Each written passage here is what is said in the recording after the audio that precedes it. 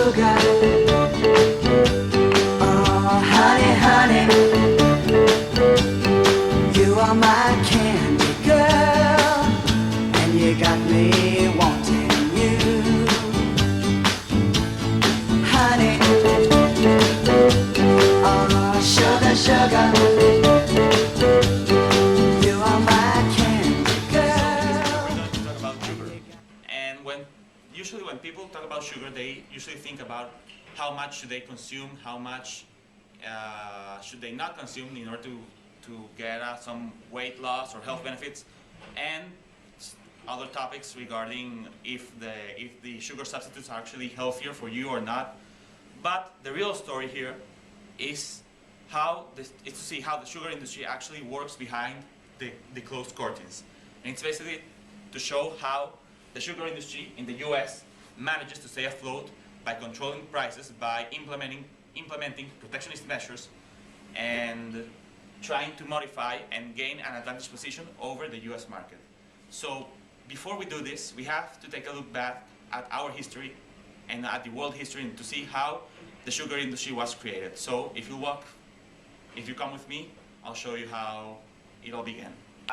The sugar history. So let's begin here in India, where in the 5th century before Christ, it was discovered how to transform the sugar cane juice into sugar crystals, which allowed to storage and transport sugar from India across the region.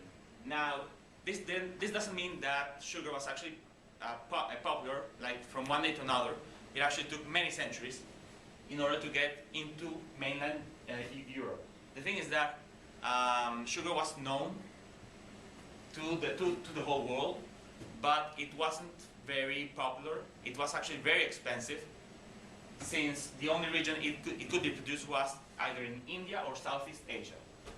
So in Europe, for example, they mainly used honey and beets as sweeteners. This whole panorama changed when America was discovered, and the European nations started to colonize the Caribbean and South America, where they found similar soil than in India, in the tropical. So they started to colonize and started to create the sugar industry in these countries with a heavy manual labor dependency from slaves of Africa.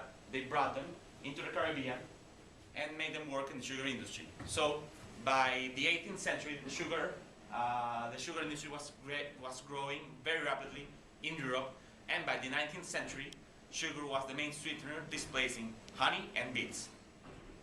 Due to the history of the sugar industry naturally throughout the world, I'm going to draw your attention more specifically to the United States and their protectionist measures. Starting in about 1789, the U.S. government implemented tariffs on sugar imports as a way to generate revenue. Now, these tariffs stayed in place and steadily increased up until about the year of 1934, where the U.S. government enacted its first Sugar Act. This act implemented quotas and taxes on sugar imports. That lasted in place until about the year 1974, where there was a dramatic spike in sugar prices worldwide, essentially making the U.S. sugar industry more competitive naturally. This was the year also that the government allowed this act to essentially expire because the industry was more competitive at that time. As you can see from the graph I'm about to show you, there was this spike at this time where world prices were essentially the same as the U.S. prices.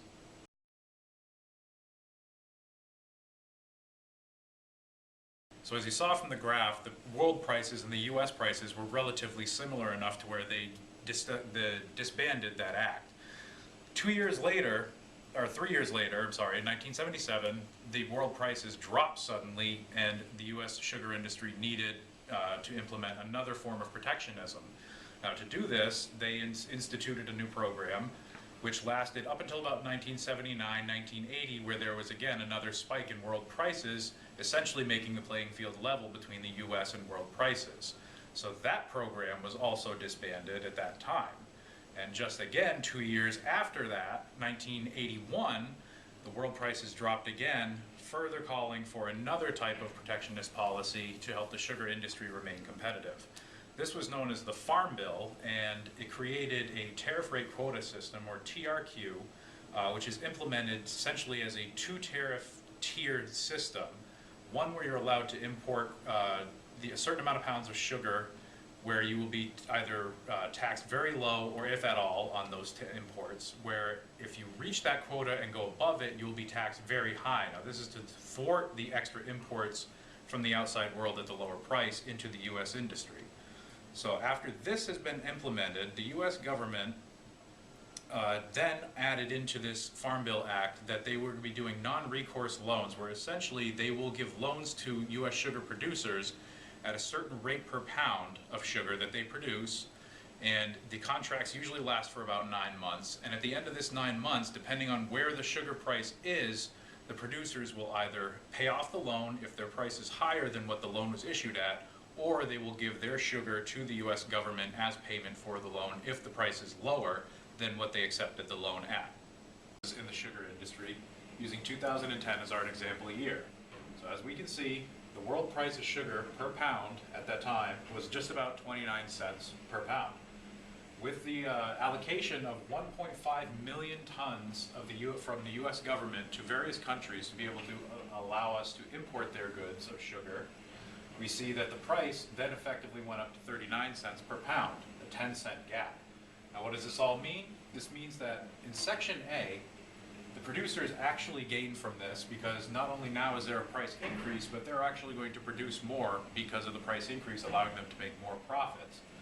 What happens in Section B is a deadweight loss of cost to the company in producing that excess amount, going from Q1, which is where they would have produced at the world price of 29 cents per pound, to Q2, which is now where they're going to produce with the quota in place. Section C could be a gain or loss to the US government, depending on if they're collecting revenues based upon the quota system. And Section D is a consumer surplus loss due to these higher prices per pound on sugar.